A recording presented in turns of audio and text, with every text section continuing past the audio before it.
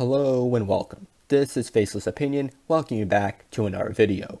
2021 has been a big year for Marvel, with the release of 4 new movies and the subsequent release of 5 new Marvel-related shows on Disney+.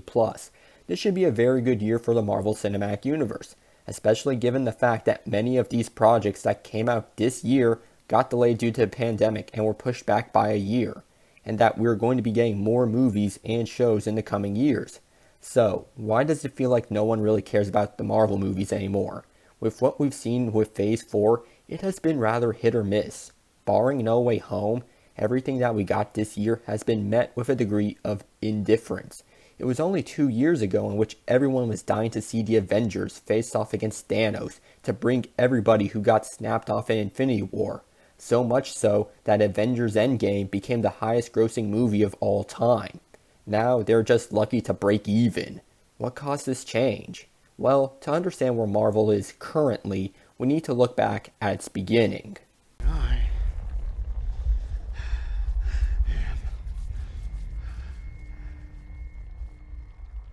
Iron Man. Now, I feel like everyone should know what the MCU is. Even if you are not a big fan of its movies, you should know the bare minimum about it. But to elaborate, the Marvel Cinematic Universe, MCU for short, is an interconnected superhero film series that shows the adventures of characters originating from Marvel Comics. The MCU first came into fruition with the release of Iron Man back in 2008. Later, we would end up getting a follow-up movies that introduced us to characters we would become familiar with as time progressed. Such movies would be The Incredible Hulk, Iron Man 2, Thor, and Captain America, the First Avenger, which would all come to a head with the release of The Avengers in 2012, as we would see all these heroes interact on screen together and team up to face a common villain. That shot where the camera shows Iron Man, Captain America, Hulk, Thor, Black Widow, and Hawkeye getting ready to face off against Loki's army is an iconic moment in cinema history. That would serve as Phase 1 for the MCU, since this was only the beginning, since the end credits scene teased something a lot greater was coming in the dues of time. Phase 1 would be followed up by Phase 2. Most notable films from that time would be Captain America, The Winter Soldier, Guardians of the Galaxy, and Avengers Age of Ultron, which helped build upon the world that they reside in. While for Phase 3, we reached the climax of what it was building up to, Thanos and the Infinity Stones, leading to the 2-part confrontation of Infinity War and Endgame. In these 2 films, we see every hero we have encountered at this point, except for Captain Marvel, work together to battle the Mad Titan. It was their most dangerous task yet, and they lost some allies, but at the end, they were able to best him, which ultimately concludes all 3 movie phases, collectively known as the Infinity Saga. With the big bad of the MCU turned to dust, there needed to be a new change in direction if they planned to continue on, which is where we are now, Phase 4 of Marvel. I am Iron Man. When Phase 4 was announced and we saw what was coming in the near future, I would say there was a bit of skepticism of what we were getting next. A lot of what was shown was rather unimpressive, and I have zero interest in watching. Also throwing into the equation that there was going to be a large number of Marvel original shows being made, which would end up being released on the new streaming service at the time, Disney+. Of the shows that came out this year, we got WandaVision, Falcon and the Winter Soldier, Loki, What If, and Hawkeye. And the consensus I got from these shows from people who have watched them was that they are okay. Not great, not terrible, just okay. If you have a keen interest in one of those characters, then by all means go ahead and watch them. The one issue I have with these shows overall would have to be that they're introducing some rather important story beats that I would say should be done within the confines of a movie instead of a TV show. Like Sam becoming Captain America, Wanda being revealed to be one of the most powerful magic users in the universe, and the tease of Kang the Conqueror which we got from Loki. The reason I say that is because I am in a set of mind in which I believe that people would be more inclined to watch the movies more than the TV shows. Case in point, no one talks about Agents of S.H.I.E.L.D., Agent Carter got canceled after 2 seasons, while for Inhumans, do I really need to talk about that one? Now, that is not a fair comparison since Big Daddy Kevin Feige is taking a more active involvement in the Disney Plus shows, but I don't see the shows really getting that popular, especially when we get to the later shows like Miss Marvel or Ironheart, but I'm getting too far ahead of myself. Let's just focus on the stuff that has came out already. This year, we had a total of 4 movies come out: Black Widow, Shang-Chi and the Legend of the Ten Rings, Eternals, and Spider-Man No Way Home. I will discuss them in order of release. Starting with Black Widow. Did we really need a Black Widow solo movie? This is going to be an unpopular opinion, but here it is. I don't like Black Widow. I don't find her interesting. The only time I thought she was cool was in that scene in Iron Man 2, where she was taking down a hallway of thugs while Happy was struggling to take care of one.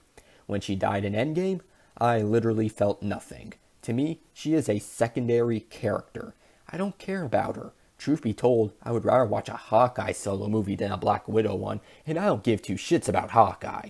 Anyhow, one thing I do have to question is, what was the point of making a movie for a character who is dead? It would be one thing if this movie came out after Civil War, since that is when it's supposed to have taken place, but it doesn't. When it comes to how it performed, Black Widow underdelivered at the box office. I am not sure that's because there was not a lot of interest in this movie from the get-go, or because Disney decided to stream this movie on Disney Plus at the same time it was out in theaters. I'll leave that up to you. All I know is that Scarlett Johansson, the actress who plays Black Widow, is suing Disney because of it, which I kinda don't blame her for.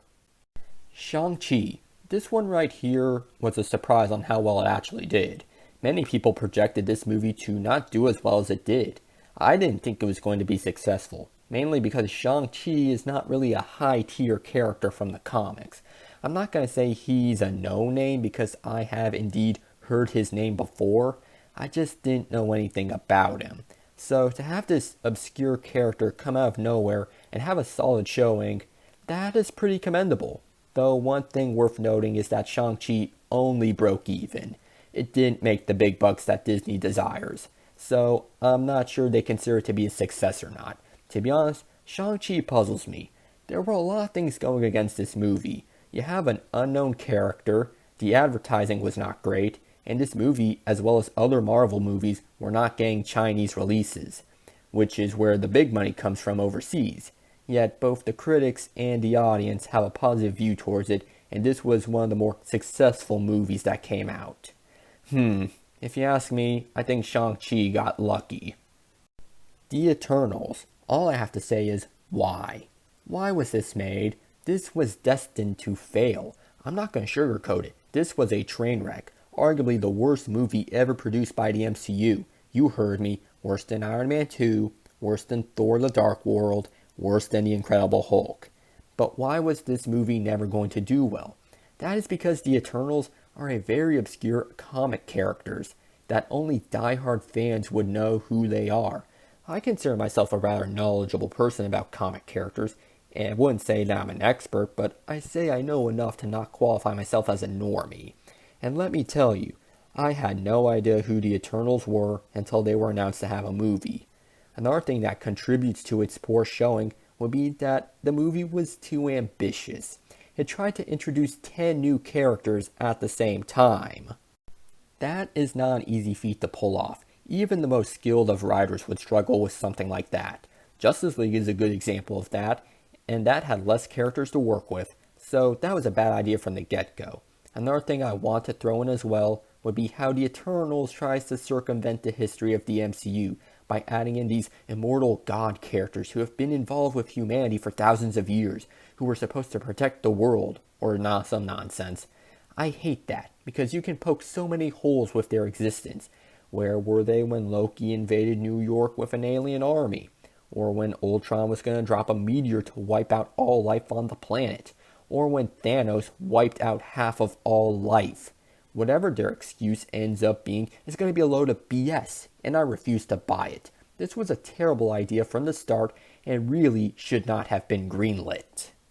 Then we get to No Way Home. This one right here is going to be Phase 4's most successful film, without a doubt. I think it might be the first movie to make $1 billion post-pandemic, if not get extraordinarily close. The amount of hype for it is high, and the only way I see No Way Home screwing the pooch is by them not having Tobey Maguire or Andrew Garfield in the movie. I mean, they are bringing back old iconic villains. It would be astronomically stupid to not bring them in as well. Hell, I'm somewhat excited for this movie, and I'm not the biggest fan of Tom Holland's Spider-Man. I'm not going to say he is bad. I think he plays the role well. I just don't particularly like the direction they took with him in the MCU. I don't like how he is Iron Man Jr. basically. But overall, I have high expectations for this one, and I think this is going to be a blockbuster slam dunk. Well, that was all the stuff we got this year, and how it generally did. Barring No Way Home, the start of Phase 4 has been rather weak. If this is what we're currently getting, the stuff coming out in the next few years is not going to be pretty. I am Iron Man. Now we get to the main course, the MCU's decline. Why is it declining? I believe there are 5 reasons as to why the MCU is on a downward trend. Reason 1, Marvel fatigue, or as others call it, superhero fatigue, where people are just getting burned out with all the cape movies. To say that there's an oversaturation of MCU-related content would be a bit of an overstatement. Need I remind you that we have had 5 TV shows come out this year alone, and a lot more coming soon after? Remember when we used to get 2 MCU movies a year, sometimes even 3? Now we're getting 3 to 4 movies a year, now with shows sprinkled throughout. So I can see why people may not be as inclined to sit down and watch everything. And keep in mind, I'm just talking about Marvel. The DCEU is a thing too. No matter your thoughts on that, that is also another market adding into the superhero movie genre as well as other things. But I don't truly believe that superhero fatigue is a thing. I think there will always be a market for those movies, but I do believe people are checking out of Marvel, which leads me to my next point. Reason 2, the sense of finality. One thing I usually hear from people is that after Endgame, they have checked out of the MCU, which kinda makes sense. Everything that all the movies were leading up to was Endgame. Personally, I didn't care for Endgame. I was disappointed with it, but my feelings aside, I agree that this was and is a logical ending point for the MCU. You have the defeat of Thanos, a villain who was established way back since the first Avengers movie, as well as the passing of very prominent and well-beloved characters like Iron Man, Captain America, and I guess Black Widow too. So people may not be as inclined to keep watching something to them that feels like it's already ended. And it's only a matter of time until the rest of the OG Avengers depart too. Hawkeye is going to give his mantle over to Kate Bishop in his Disney Plus show. That is all but guaranteed. Hulk, I don't see being used in any sort of meaningful way, given what happened to him in Endgame. We'll probably see him in She-Hulk, but anything after that, unlikely. Same thing goes with Thor, with his next solo movie, Thor: Love and Thunder. So we have lost or going to lose the characters we saw since the beginning, or in the case of some, the characters we grew up with, and things are not going to be the same without them. Not to say that the other heroes we have are bad, it's just that, for example, you can give Falcon the shield and call him Captain America, but that doesn't put him at the same level as OG Cap. The same thing can be said about all the other replacement heroes. Reason 3, lack of direction. I honestly feel like there is no sense of a plan when it comes to Phase 4 Marvel. Like, what are we supposed to be building up to right now? This is the only phase in which we do not have an Avengers movie coming out or any inclinations that there's going to be some sort of massive team up. Sure, you can make the argument that they're building new things up and establishing the universe post-Endgame, but even still, there doesn't feel like there is a true sense of direction with it. Look at all the movies that are coming out and tell me what is supposed to be happening. Why tell a Black Widow story if she is dead? What point do we have introducing Shang-Chi or the Eternals? Don't get me started on the other movies coming out. Does anyone want to see Natalie Portman pick up Mjolnir in Thor: Love and Thunder? Or see Valkyrie become King of Asgard and her looking for her queen? Are people going to want to watch Black Panther 2, Wakanda Forever, without Chadwick Boseman, who unfortunately passed away, and are basically having a Black Panther movie without Black Panther? What about Guardians 3? Not interested, especially if they have Thor with them. Those interactions with Thor and Star-Lord were just cringe, and I have no desire to ever see that again. How about Captain Marvel 2? I mean, Miss Marvel. I'm sorry, The Marvels. Yeah, no one's gonna watch that because no one likes Captain Marvel. And yes, I know that her movie made $1 billion, but let's be real honest here. The only reason it did was because it was shoehorned in between the biggest cliffhanger imaginable. It was implied to be important. And guess what? It wasn't. Hell, Ant-Man and the Wasp was more vital to watch to understand Endgame than Captain Marvel was.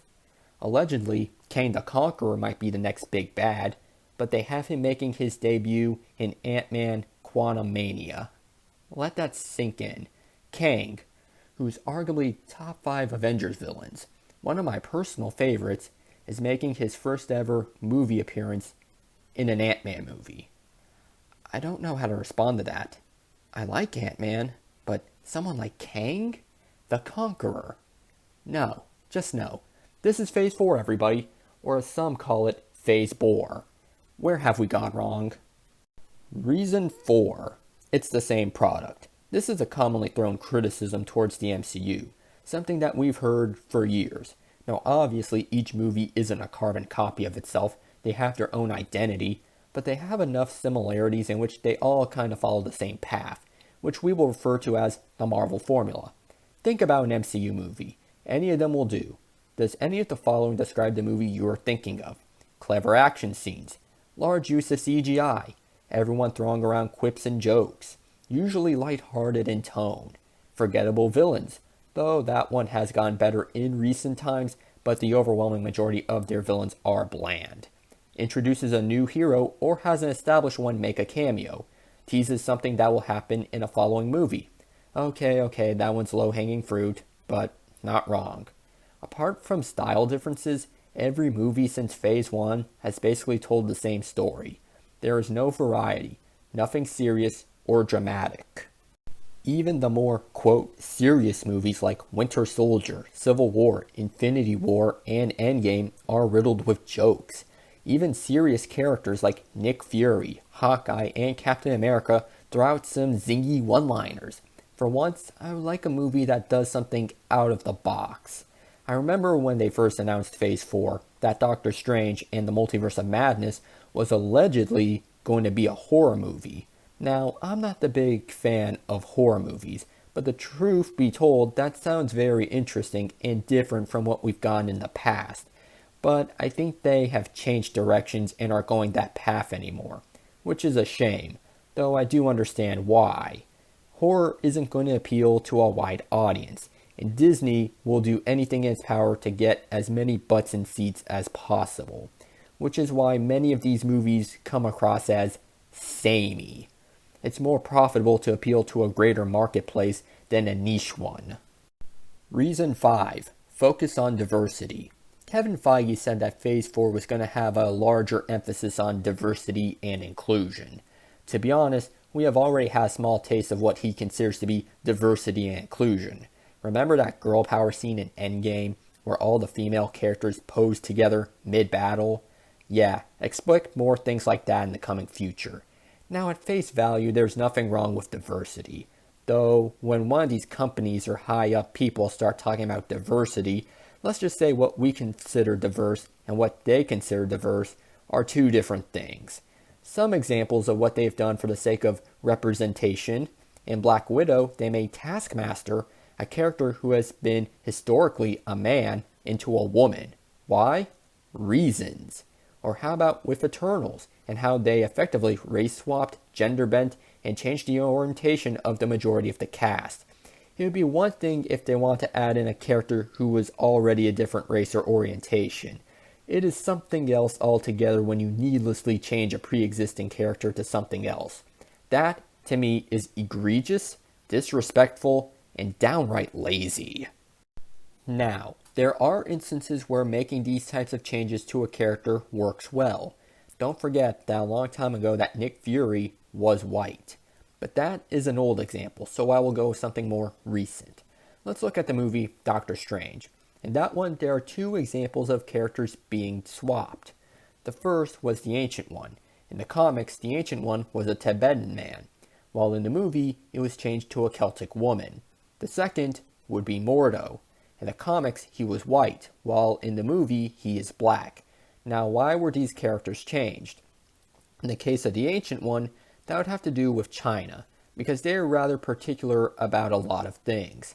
To make a long, complicated history short, China ain't keen with Tibet, and since the OG Ancient One was Tibetan, Disney needed to change that character or they were not going to be making that China money, which is why it was changed. For Mordo, on the other hand, I don't know. Maybe the actor playing him was the best person for the role. To be honest, I don't have much of an issue with the changes. I still find them to be interesting characters. I feel like that was diversity done right since they weren't shouting from the heavens that their film is oh so diverse. Look at us, we're so special. Case in point, Eternals. They were so focused on their identity politics that they didn't make a good movie. And guess what? Eternals is one of the worst movies the MCU has ever made. Though, if you take the representation aspect out of it, Eternals still would have been bad. So it's not 100% to blame on the diversity aspect, but does play a part in it, since that was the biggest appeal of it. Watch all the interviews related to this movie. All you will hear is them talking about diversity, inclusion, and representation. And if this is what Kevin Feige meant by a focus on diversity, then expect more movies and shows to pull in Eternals. Because people don't want to watch things with an agenda. They want to watch something fun. I am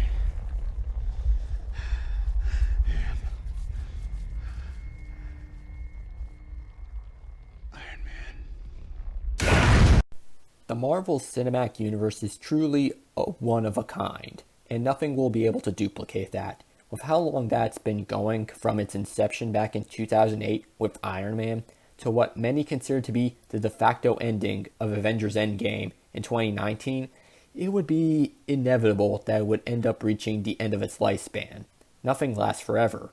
11 years is a long time to produce content, and I'm not going to say that every movie we got from that time was great, or even good. I won't go into detail about how I feel about every movie, and let's just say there are a fair share of hot takes. What I will say that the MCU was going to decline. It was going to happen at some point, and it is, and it will continue to do so.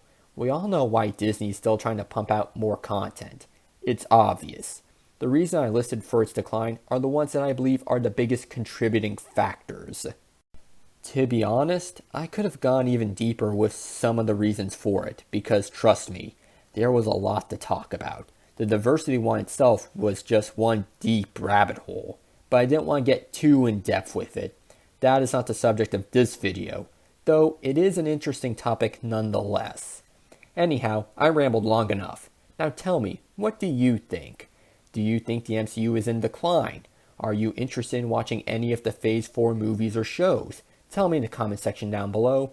If you enjoyed the video, leave a like and subscribe. Until next time, I will catch you all on the flip side.